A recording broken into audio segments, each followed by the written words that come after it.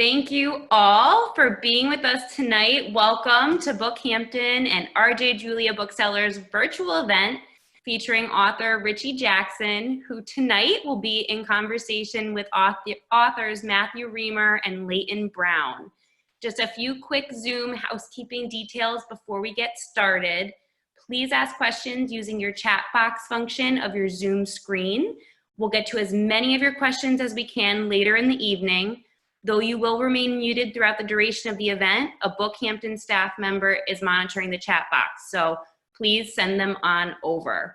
For optimal viewing, you can use Zoom view functions in the top right corner of your screen and select speaker view so that the speaking author remains highlighted throughout the duration of the event. And of course, don't forget to purchase your copies of Gay Like Me and We Are Everywhere. Links for book purchases will be sent to you in your Zoom chat box.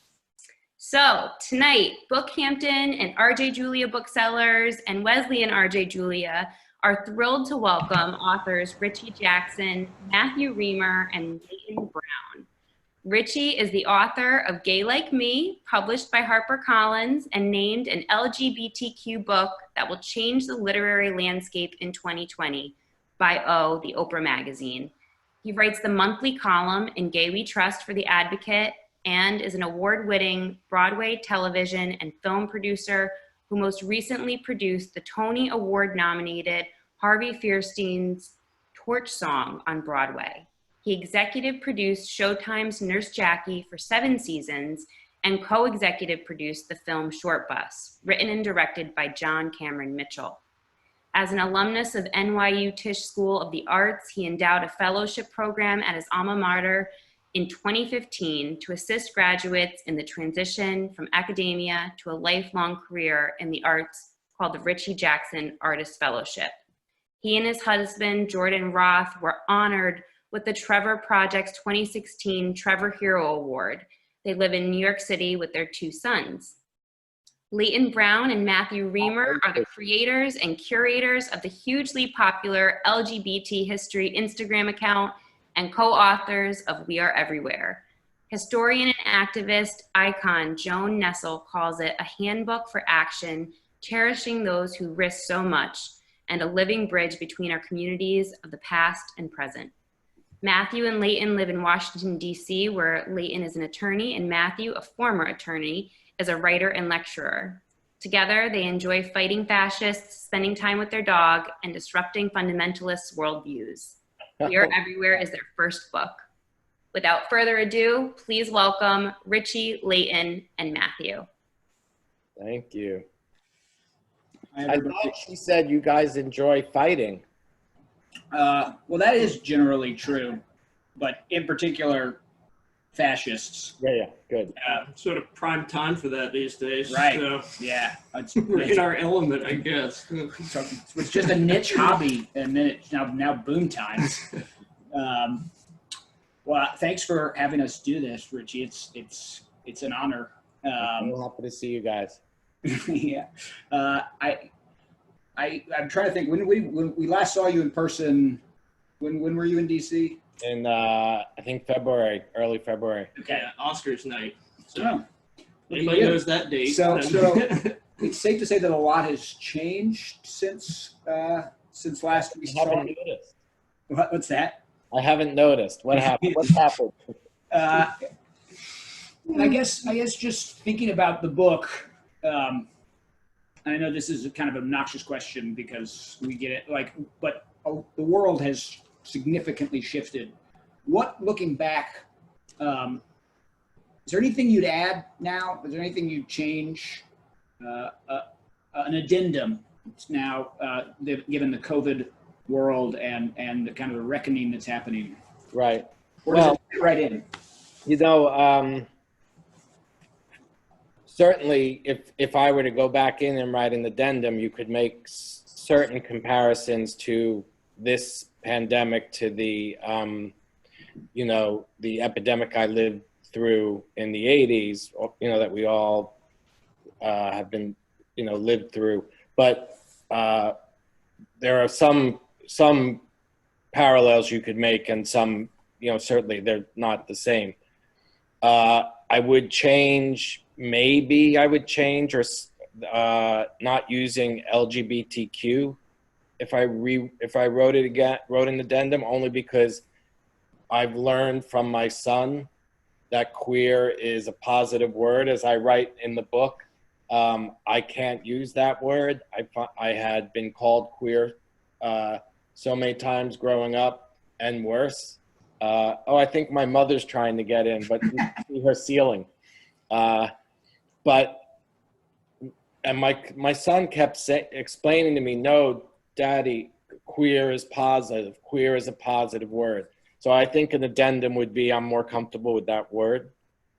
Yeah. Now, no, sorry. I was just going to say, with respect to yourself, or more generally, because I certainly know, and it seems to vary some by generation. Oh yeah, no, I think I think it's a generation thing. I've just gotten more comfortable saying, using that word instead of LGBTQ, because I've just been learning over the many conversations I've had about the book. The parts of the book that I think are so relevant now are that the vigilance that we need to have, the alertness and the anger of my generation that I wanted to pass on to our son and on to the younger queer community. I have for a long time felt that we've become lulled into complacency by parades that celebrate more corporate pride than actual activism. My old friend Amy is here. I went to my first Pride March with Amy in 1984. They were marches. They were not celebratory parades. We were protesting and fighting for our rights. And I don't recognize these parades. And now that we can have them, I think it's a good time to rethink the entire Pride celebrations. So I will say that was Christopher Street Liberation Day '84 was 36 years ago yesterday. Just to contextualize. But that also, how you ended it there leads into kind of a much bigger, well, maybe not a much bigger question, but shifting gears. That is this the time? I mean, you said it is. What do you hope for Prides going forward? What do you think we can gain from this moment, and do you think there's actually a chance of doing that? Well, I think before we change the actual expression of Pride, we have to, and because that's all the parade is, right? Where is the expression. We have to first define for ourselves what we want Pride to be. I believe it needs to be a protest. It needs to be a march. And I think the way to make it a march again is to go back and redefine what our issues are. Because everybody thinks we've won everything. Andrew Sullivan wrote in New York Magazine that the gay rights organizations should close up shop because everything has been won. It's over. And that is demonstrably not true. And, that Supreme Court case a couple of days ago was amazing. And I hope it's a bulwark to stop all the attacks on our community and especially the trans community. But it's going to take activism and protest to make that happen. Your book is called We Are Everywhere. We're also everyone. We're every ethnicity. We're every religion. We are in every culture. We are in every state, county, and town in this country. That means every fight is our fight. We are immigrants, we're refugees, we're people with disabilities, we are dreamers, we sit in the pews, we sit in the jail cells, we're online for theater, and we're on the bread lines. That means every fight is our fight. So if we start to think of immigration reform and voter suppression and gun control, because gun violence adversely affects our community at a high, the Black trans community at a higher rate than the general public. If we start to think of those issues as LGBTQ issues, we'll get back to protesting. We need to widen what we think our issues are. Yeah, right. Because I think what gives our community the potential for such huge power, really, it also gives us a much broader responsibility than a lot of underrepresented communities. And like you were saying, that we are everyone and everywhere. And so we are in all communities, but then we also have a certain amount of influence and power in all those communities.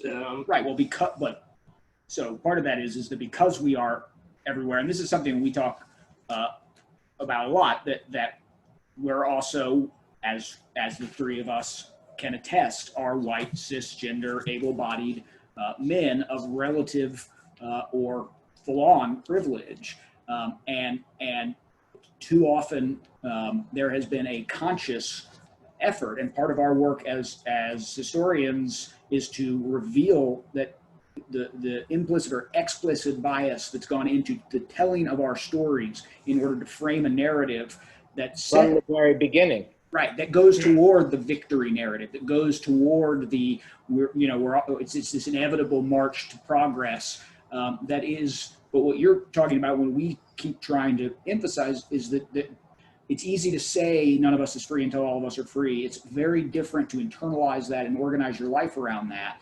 But once you do, it becomes much easier to pick our issues because it's just oppression everywhere.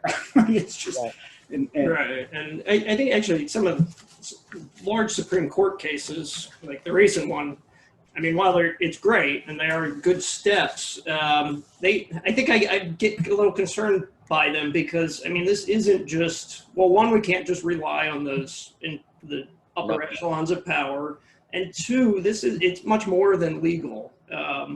For instance, the violence that is just rampant that there are laws against that already. Now, I mean, it should be better protected with hate laws, but I mean, it's societal as well. Well, first of all, just to go back what you talk about the Supreme Court, the mistake that our community makes is that we think Anthony Kennedy and now Gorsuch are our heroes.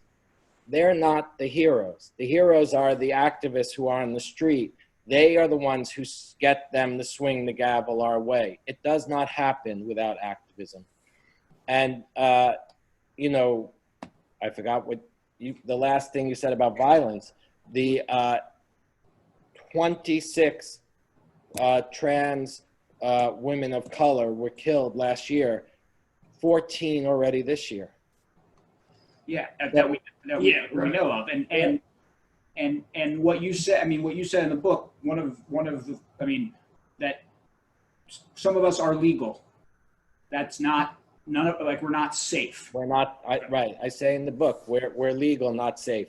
And there's such a faith by so many of us in, and that's one of the things that I hope is changing in this moment. That there is such an ingrained faith in this experiment, America, that the Supreme Court will save us, a vote will save us, something will save us. When in reality, what has always saved anyone is, radical activism. Ourselves.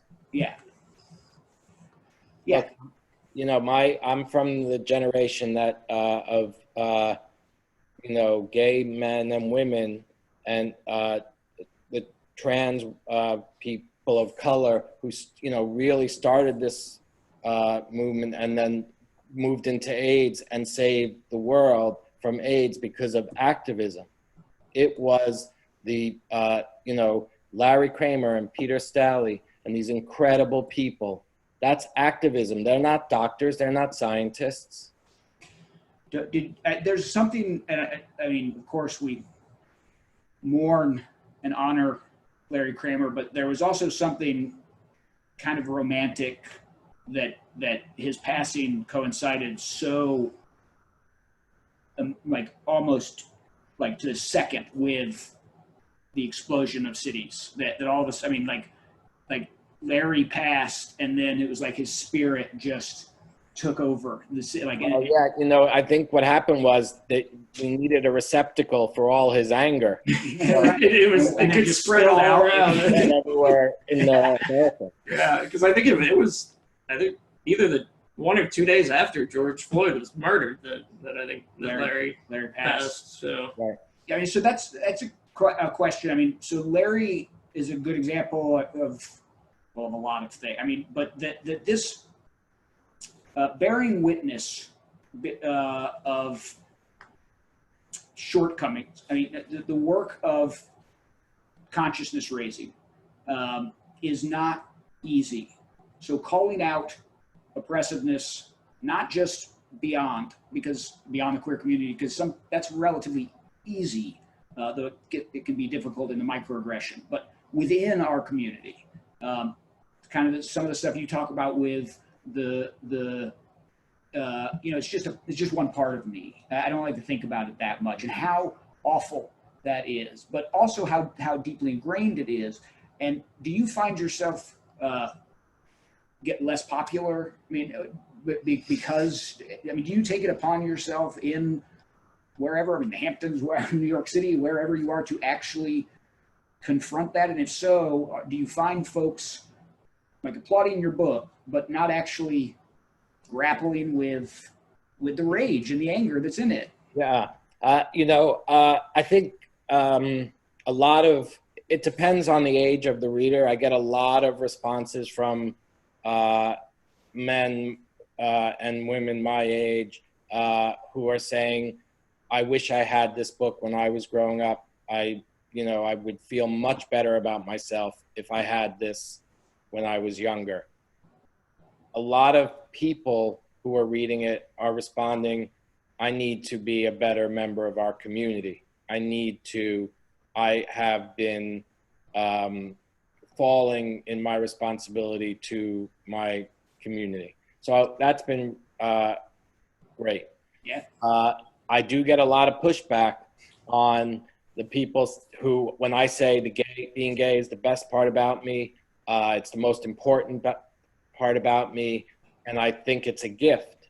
And I think if you say, oh, gay is just a part of me, gay doesn't define me, I just happen to be gay, you are diminishing the gift and breaking your own heart. It's also politically, it's political suicide. Because if you're saying to yourself, well, gay is just a part of me, it doesn't define me, that means you're not on the streets protesting and you're not walking into that ballot box thinking about us first, being an LGBTQ-centric voter. If you diminish who you are, you're not taking up the space that you should in this world. Yeah, I mean, over the past, 5 years, and I think we got there mainly through history, and for me at least, history and therapy. That is the gayest sentence I've ever heard. Well, I am the Golden Girl, so history, therapy, and the Golden Girl. Golden Girls did a lot. Because it's too, well, it's, I guess, I don't know, it's countless number of steps, but too broadly. One, coming to that realization that this is my queerness is all of me, and two, that there's nothing that's great, and the pushback I get from whoever I get, they're wrong, I'm right. Yeah, I think it. No, sorry. On just how empowering that is, and there's some condescension that comes with it. And we feel this a lot because, like, I don't want, I want people to feel this kind of liberation and it's of course, if you're not in a place where you can, if you're struggling, if you're not safe, right, that's a whole different conversation. And to have someone who looks like me and has the privileges that I have, talking to someone being like, well, why don't you just tell everyone? That's different, and that's not okay. But when we're talking about, I think, our demographic. But I think you're both also talking about I mean, it's not necessarily about coming out, but you're internalizing and sort of, you know, your self-worth, I guess, your true recognition of yourself. And so it's not just about feeling the power and the uniqueness and greatness that being queer does affect every part of your life, but I think it's also just trying to ignore or just internalizing not just the homophobia that we all deal with on a daily basis, even if it's, you know, benign or so, but just the overwhelming heteronormativity as well, which you know, might, you know, no malice involved there typically, but it can very much make a queer person feel out of place, whether it's school or work or home. And the entire scaffolding of America is constructed for straight people. I love that.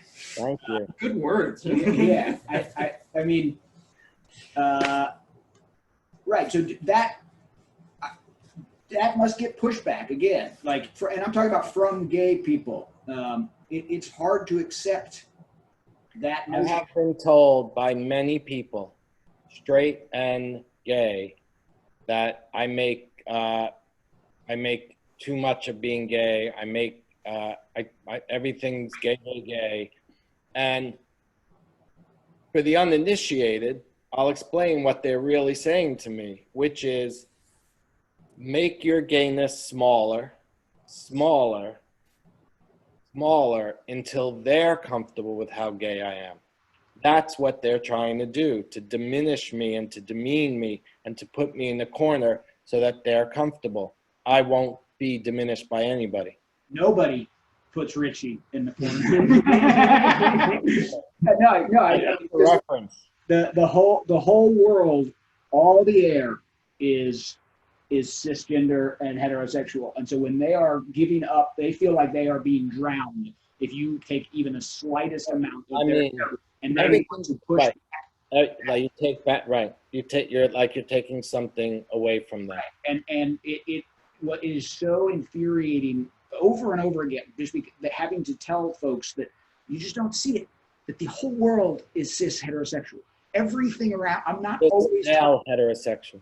Right, cis male and white, but that this isn't constantly harping on anything. This isn't constant. This is just sharing the space that Right. you have, and it rings tinny in your ears because it's new and unfamiliar. Right. Also, there are two reasons it's very important to take your space and how important being gay is in your life. One is it's all your potential. It's your otherness is such a gift to see the world differently. We're 4.5% of the population. That we didn't just come out defective. We're not like, oh, the 4.5 they're broken. Or the top. We've been chosen to see the world differently. So if you make that so in every part of your life, imagine the potential you could have, the destiny that you're in store for if you imbue all aspects of your life, personal, work, with the idea that you've been chosen to see the world differently, to look at the world differently, to feel differently. The other thing you have to always keep in mind, if you're keeping your gayness in its proper place, in its special, unique beauty, you also have to be constantly aware of how America sees you, how America treats you. And I call it in my book, double vision. You have to have, as a queer person in America, double vision. On the one hand, how does America see you? How are you treated? You have to be constantly vigilant about your safety. And on the other hand, you have to always keep in your other view your beautiful gayness. Mm-hmm. And you can never let the two collide, because you don't want America's view to soil and spoil your own sense of your beautiful gayness. Right, and I think that's why it's important to, I mean, your book, and then you generally being told people that you're too gay. I mean, because it can't just be about oneself, I think, because, I mean, something I think about, and I know it's a question I'll never be able to answer, is who exactly would I be if I hadn't been closeted for a lot of years, if I hadn't been told, why do you have barrettes in your hair when you're little, you know, and I mean, I don't know. And I'll sometimes see an old picture and I'm like, boy, I was a flamboyant little kid. And then somehow I fit in and then passed for a lot of years. But so if there aren't people like you out there telling other people, you know, you need to be as queer as you are. You need to allow your children to be as queer as they are. There are going to be a lot of people like me that I'm not sure they'll ever fully know their true and genuine self. And I do think I think it's important that people, even if they might not agree or if they might still be unsure or closeted, for them to hear me say constantly, being gay is the best part about me. It's the most important part about me, because it will give them permission. Even if they don't move all the way to where I am, it will give them permission to take more space. Also, the little kid who wears barrettes and is closeted, they now have your book. With your history book is so extraordinary because it's not homework, our history. What it does, and I talk about you guys in my book, what you do for people is to show them the long line of extraordinary human beings they are now a part of. That they don't need to know the history because they're being tested on it or they have to eat their spinach. It will make them feel more powerful. It will make them feel like they belong. That's what you guys have done with your book. Thank you very, very much, because that has been our goal and will continue to be our goal. I mean, we have this origin story so I mean, we were together, we were both out and you know, relatively connected to the gay community in DC, which means we went to gay bars and we were at Lambda Legal, and because we're both practicing attorneys then, and we went to the unveiling of Frank Kammeny's headstone in 2015. And in the course of an hour at that memorial, it became abundantly clear to us that we didn't know anything about our history. I mean, that what we knew was, you know, Stonewall, Anita Bryant, AIDS, yada yada yada, marriage, and it's just from the get-go, learning the stories, and it never stops. Is what you said. We are more complete human beings. We are more connected human beings. We realize our responsibility more, and we realize the path to liberation. And it's the greatest gift other than just being queer, realizing what that means and what our history entails.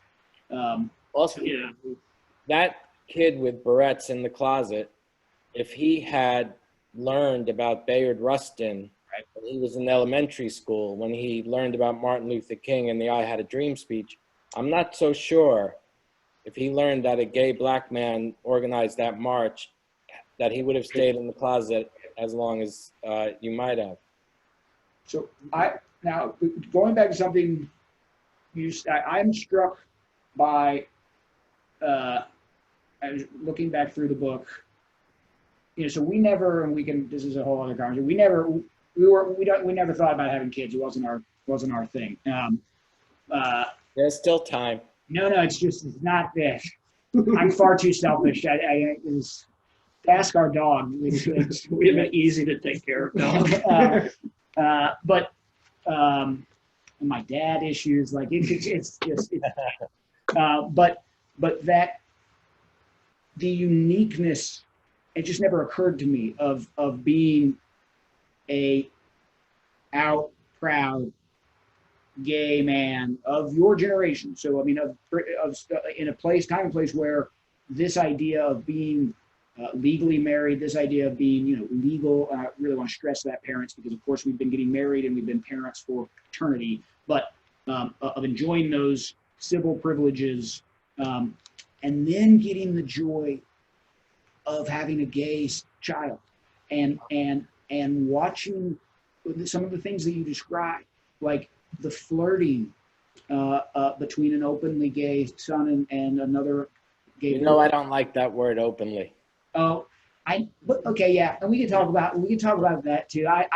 Okay, all right. So No, listen, I wanted the difference between him. But if you had to watch your son kind of surreptitiously, secretly flirting, and you would know what it looked like, but he's doing it openly. I mean, that's what that means, and it is admirable. It is something different. But no, I don't want to get. We can talk about that. But but just what an incredible experience that must be. It was so thrilling to me. First, I had hoped he'd be gay. I wanted him to be gay. So it was so thrilling to me. And then to watch him, you know, I think about the difference for him and me, to not start with secrets, to not start lying, to not start with all of the things that so many of us in our community, the beginning of our queerness is always in the dark, is in the shadows, is in the closet, is lying and secrets. Our son didn't start with secrets. I don't know, I can't imagine the freedom as a queer person to start without secrets. I think it is so liberating and so thrilling to me. And I guess one of the considerations and I don't know. I mean, I have no, but like so much of what I identify with the queer community and what my queerness and I think it comes across in your book too, is the struggle and is the secret and is and I sometimes wonder about, well, for one thing, it's not that we're wishing that away because that's silly. It's never going to go. I mean, there's always going to be, but how do we make sure that that's translated, that the gains, that the change doesn't automatically turn into complacency and apathy, but instead you use the new space that's been created to create more space for those coming up? Yeah, I mean, you know, I think that I never wanted to be straight. I never wanted to be accepted by straight people. So, you know, this, I kind of miss everything being in our own community. You know, I say in my book that the struggle will make everything feel more worth it. But there are always going to be struggles. We have been, you know, think about what we go through as queer people. We disappoint our parents. We're at battle with our government. We're stigmatized by religions. We're bullied in our childhoods. We're erased in our classrooms. We've survived the plague, and still we stand up and come out and say, this is me. That is the spirit of an extraordinary species of people. We're always going to be battling those things. But the spirit, what makes, when we come out, we've already achieved so much. That spirit cannot be lost from our community. That's the spark that makes everything else happen for us. So we have to stop assimilating and stop trying to be accepted by straight people and stop trying to erase our community lines. Because I think the beauty is to have our diverse, mischievous community. I don't want that to go away. Yeah, and because I was thinking about this, and we talked like the amount that you say something like the difference between there's a lot more gay friendly places than there are gay places, right? And for so many people, that is a gay, queer, and non. That is progress. That is what the goal was. And for some of us, it's just like, are you in your mind? Like that you know what? Because for me, coming out, I was one of those people who bought into the lie that, I don't need gay friends. It's just the same old Matthew. I don't need gay friends. I don't need gay books. There's no difference. It's just the same old me. I just happen to like guys. And it took a while before realizing, like, holy shit, I desperately need gay spaces. I desperately need gay friends. I desperately need gay literature. I desperately need gay music. And it's hard and harder to find them. And I know that our culture is a questionable thing, but we have to have gay books. And Right. When I was growing up, when I went to NYU, I would shop at a gay bookstore, the Oscar Wilde bookstore. I would eat at a restaurant on Christopher Street called Ties, I believe. Right? Yeah. I bought clothes at All American Boy on Christopher Street.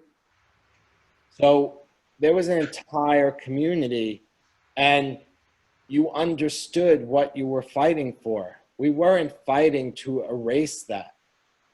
We were fighting just to be safe, just to be whole in the eyes of the law.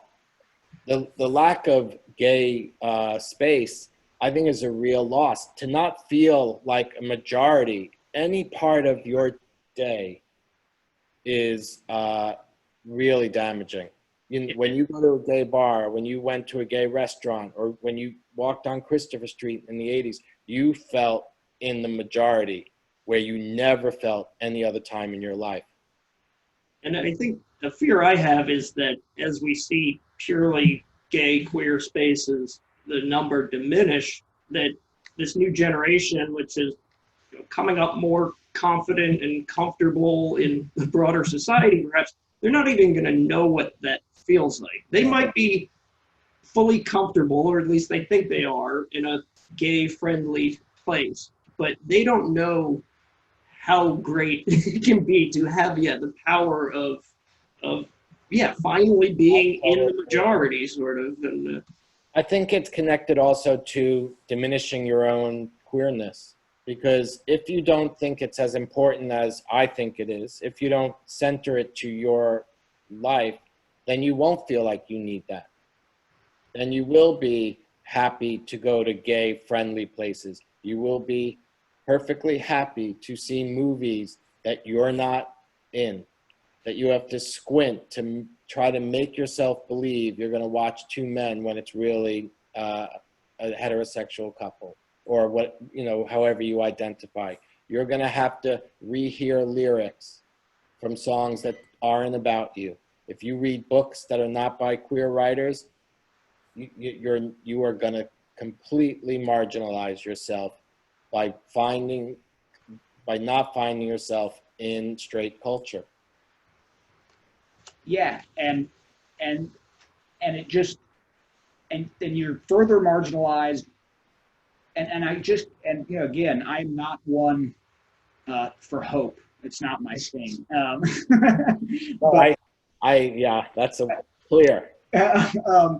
But I've of late been intoxicated by hope, because maybe the kids are all right. Like that I think there's a deep investment in the power structure to diminish, and I think this was true in the 60s, true in the 70s, to diminish the power of young people, because what the secret is that young people actually are the revolution. And over the past few weeks, and of course it started before that, but it's really coalesced that this generation that we keep poo-pooing and saying, oh, they can't get out of their phones, like they've turned those phones into kind of, well, I want to go to a protest too, but I can never figure out where they are because they're doing it on apps that I don't know, and it's just, they're everywhere, and they are pissed off, and they are not accepting the stupid canned answers for politicians that we have accepted for so long, and they will get results. I agree, but this might be 54-year-old me speaking, but my concern is there is another step that we need to get our young people to do, which is to vote. And every election, it's like, oh, will the young people come out? Will the young people come out? Yeah. And if they don't get the exact candidate they want, will they come out? So this I don't think voting is everything, and I think protest is really important, but part of change does include changing the people who are oppressing us.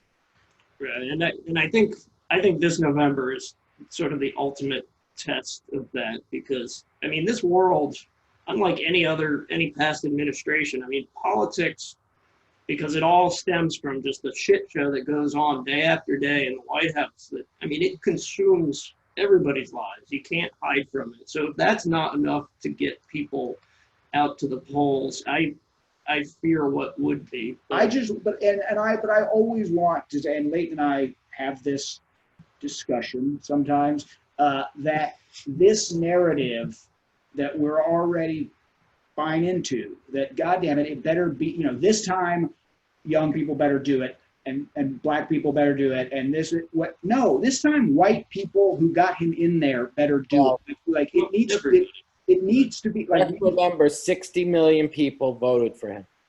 Yeah, like it is their fault. Yes, and specifically the educated white woman who tipped it over for him. But we do have to remember, even when we get him out, he has gotten 200 judges appointed with the help of Mitch McConnell. We're stuck with the judges, whether he goes or not. Yeah, including Gorsuch. We're stuck with his voters. They're not going anywhere either. Not with that attitude. Maybe we can get them to go back in their racist closets. Well, listen, I would like to. I live in New York. I'd love to secede from the Union. You know, that would be my choice. Revolution should never be out of the question, and that's the thing. And what's so you know the problem with revolution. We talked about this. They have all the guns. Right. Well, so it doesn't have to work. Bloodless revolution is a thing, but it's all. So I guess where I get so concerned, and what I think is one of the tensions is that, and it's starting already. Of course, and as I saw somebody tweet this the other day, that if Dr. Angela Davis can say she is going to go vote for Joe Biden, then whatever Bernie bros woke ass, you can go vote for Joe Biden. So we are happy to say we are voting for Joe Biden. Whatever, but like the emphasis that gets put on that, it necessarily is going to be followed by a great deal of moderate liberals who are like, well, things are fine. And thank God we got that guy out of there. And it's going to be people. Parents will take over now. Yeah, it's going to be people like once again being in the position of having to be unpopular at parties to be like, no, nothing is fine. That's what I'm talking about, widening the idea of what our issues are. You know, there was this unbelievably offensive op-ed in the New York Times a couple of days ago, calling for the gay community to make a deal with the religious community that we won't get all the rights. Won't be perfect, right? Yeah. I mean, you know, if you accept that you can't foster or adopt, maybe the religious organizations will let you have some rights. We've been doing that, yeah. I mean, you know, absolutely offensive. Yeah, you just can't. There's no compromise to be had when you're talking about people's their most basic rights and the nobody harm is giving rights. Lacking those rights does. I mean, you have to be very. This is what young people have to understand. We're not given rights. Our rights are only blocked or denied. They're ours. Yeah. Right. And you have to be willing to forego the sort of easy thing, or those that might be available to those with the most privilege, in order to, and you hold out and you use whatever power and privilege you have until the whole community is also moving forward. I mean, hopefully to the end. But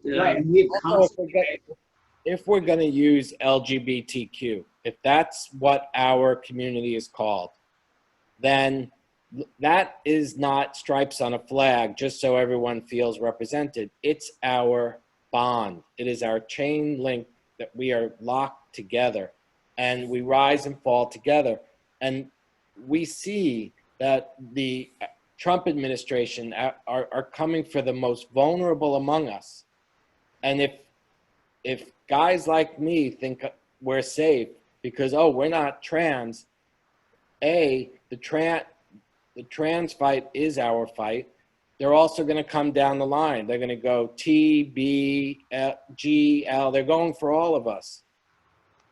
Yeah, you said, I mean, that is something we, like, part of kind of our consciousness has become, like, how quickly, we did some study about this. I mean, kind of tracking the language of our collective, that, you know, for a long time we were the gay community.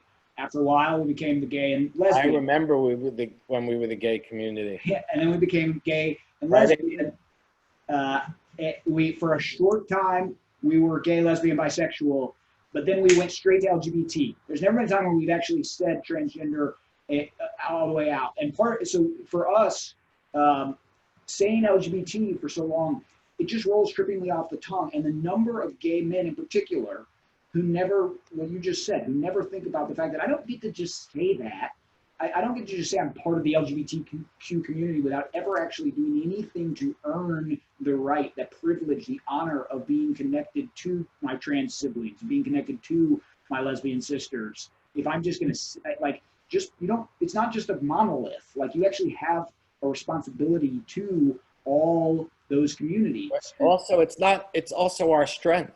I mean, it's our intersectionality is our strength, and we ought to use it. I remember when we became lesbian and gay, it was bisexuals in 1987 in Washington at the march. And I remember that big banner because I was with Harvey Firestein and he was right behind the banner. And I was like, oh, look what we are now. Yeah, yeah. And it's our strength and our obligation, and one just always has to be conscious of it, and it's an amazingly freeing thing once you accept that. But there's just so much pushback about. You're right, but yeah, and there's such a danger, I think, because when you're talking about compromise or incremental advancements, I mean, it's typically not that, well, the whole community gets some incremental benefit that they didn't have before. It's that, you know, the white cis gay guys do, and then, you know, they sort of back off, and they leave the rest of the community who. You know the story about the Empire State Pride agenda in New York City, in New York State, which was this, you know, a political gay organization, and once marriage passed, they folded up.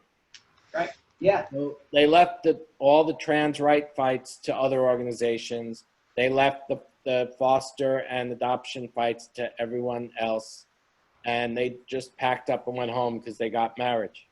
Yeah, and when you have the knowledge that they gained along the way and the donors they got to know and everything else, you're right. Don't just pack that up. Yeah. Use that. And it's a real problem. I know it's a real problem, and what we see with history telling is that story's not told. And so you take someone like Sylvia Rivera, who, you know, now that she's, and I say this flippantly, but it's true, now that she's been dead long enough, people can start to take her back in because they can shape her into the mold that they want her to be. I mean, she hated the Empire State Pride agenda, and when, you know, Sunda didn't get done until the past few years. That's because Empire State Pride agenda cut them out.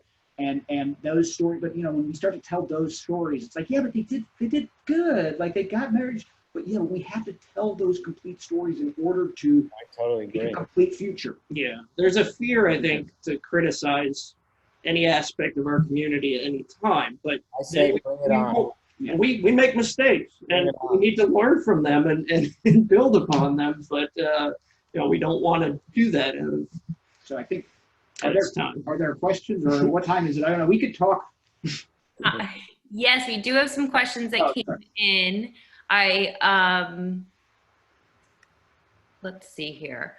So what is the biggest piece of advice you would give to someone who's looking to better educate themselves on the LGBTQ community? I know 2 books you could buy. Absolutely. Matthew and Leighton's book, We Are Everywhere, will give you this vibrant history of our community. And, my book will walk you through how I've lived 36 years of gay history, and also how I gained this confidence as a gay person, what I did to gain this good gay self-esteem. So I would definitely buy your guys' book and also follow you on Instagram, because it's a daily history lesson. Yeah, I mean, that's LGBT_history, right? Yep. And I guess I'd just add that I think make sure to read and listen to other letters in our alphabet. Read, if you're a gay man, read Leslie Feinberg. And I think also, as we were talking about with the intersectionality that we need to embrace, that, I mean, I'm going back a little bit, but Audre Lorde or James Baldwin or somebody who, maybe their focus might have been more the racial struggle, but they were also queers, and we need to, learn, right, and learn about all communities that are underrepresented, to say the least, in this country. Yeah, I mean, I what we tried to do with our book is the starting place. It's the starting place that we wish we had and hopefully people can jump off into. So yeah, basically start with our 2 books. Yeah. Who has been your biggest influence in helping to find and amplify your voice, becoming such trailblazers for so many looking to find themselves in their own voices? Well, I had the very good fortune of meeting Harvey Fierstein when I went to NYU. And in so many ways, he raised me to be a good gay citizen. He taught me, everything there was to know about the gay community. He showed me how to lead with your heart, with purpose. I became an activist because he was. So I had the great fortune of Harvey Fierstein as my mentor. Wonderful. I'd say in terms of history, it's always a toss-up between Frank Kameny, who kind of established, in our view, I think established visible radicalism in terms of, even what Richie's saying, that it is a gift. Gay is good, that we are right and you have been wrong. And Sylvia Rivera. I mean, I think Sylvia Rivera is kind of, which to me, she embodies so much of the promise and failure of the queer liberation movement, and so much missed potential because of ingrained transphobia and racism and classism and not listening to radical voices because they make us uncomfortable. Yeah, and I think with Frank Kameny, there's such a confidence in what was right and wrong and moral and moral, and he talking about somebody who wouldn't compromise. and then I think along with Sylvia is somebody like Larry Kramer, who showed that, I mean, you don't have to be the passive little queer in order to assert yourself. I mean, you're allowed to be angry. Maybe he was a little bit too far over that line. I don't know, but he's really made change in the process. So that's an interest. One of the things we should say is that the 2 of you and the 3 of us want everybody to be angry. Yes. We want to leave people with that. It's a time to be angry. Yeah. No, I mean, emotions are the powerful driving forces. I mean, it's what gives the right their power. They're always angry and filled with hate, and it's all right. We can be sad and let that drive us sometimes, but anger is something we all have. You just have to know how to channel it. There's this insidious notion in liberalism that love and anger can't coexist, and that that you can't be seeking justice and goodness when you're angry, but that's absolute nonsense. And queer people and black queer people and marginalized people of all stripes have shown that over and over and over again. They've been written out of history because it makes people uncomfortable. They are not given the space. Sometimes they are actually just erased in real life. But that is something, and I read it in your book, and I hope that folks get it from the history that we try to amplify, because it was something I desperately needed, is that, no, you don't just be like, it's not necessarily that you're just anxious or depressed or that you feel different or whatever. You're angry. Be angry. They are valid reasons. Right. They have tried to erase you. Everything in the world is trying to invalidate you. Be angry. Sorry. Yeah. Flipping tables.